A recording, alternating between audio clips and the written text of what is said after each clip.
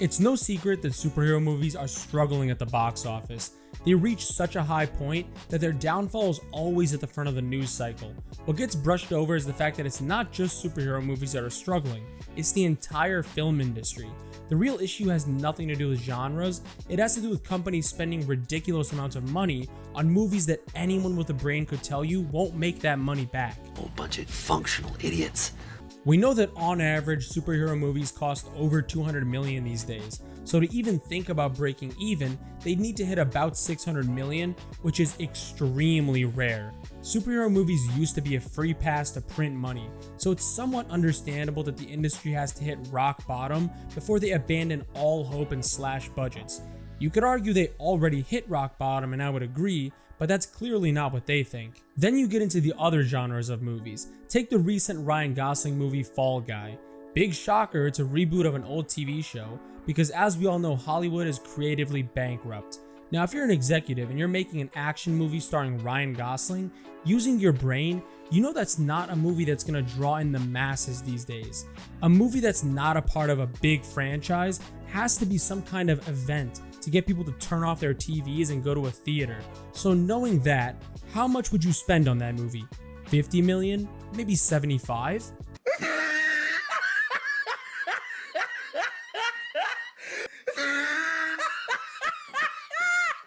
This, ladies and gentlemen, is why Hollywood is failing. What kind of moron spends over $150 million on an action comedy?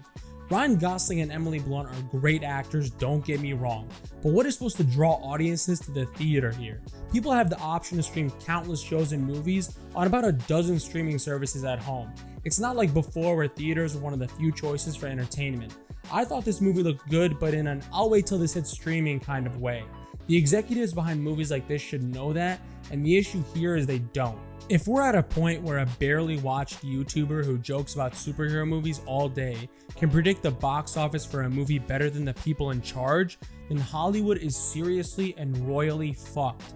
I'm not saying this movie is bad because it looks fun, but is it $500 million worth of fun? Variety mentions that Bullet Train cost $90 million and raked in about $240 million. If they weren't so scared to lose their press pass, they'd acknowledge that's not a success. It most likely lost money, and even if it broke even, it barely did so. Fall Guy would have had to hit at least $450 million to break even. Studios don't spend that kind of money to just break even, they spend it hoping to make hundreds of millions in profit.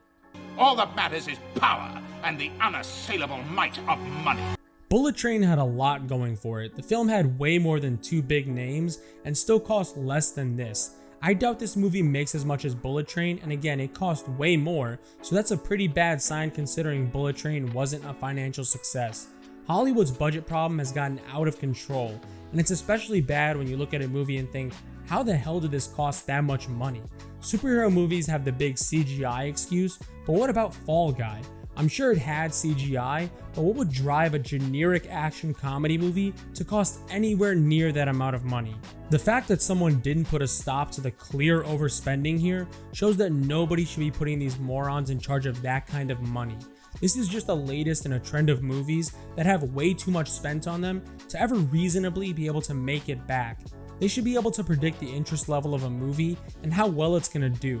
And if they can't do that, then they shouldn't even be in charge of a Taco Bell's finances, let alone a movie studio. Where was it you graduated from again? The University of Duh. If Fall Guy had a $50 million budget, this would have been a successful opening weekend. Take the John Wick franchise as an example. It started with about $20 million for the first movie and made almost $90 million. They kept increasing it as the movies kept doing well, and even the most expensive John Wick movie cost $100 million, which brought in 4 times its budget. That's how it should work. Movies should have to justify that they have an audience to deserve that kind of financial investment. Until the people whose money they're losing step in to remind them it's a privilege, not a right, to spend that kind of cash, nothing is gonna change, and we'll keep seeing good movies get weighed down by unrealistic financial burdens.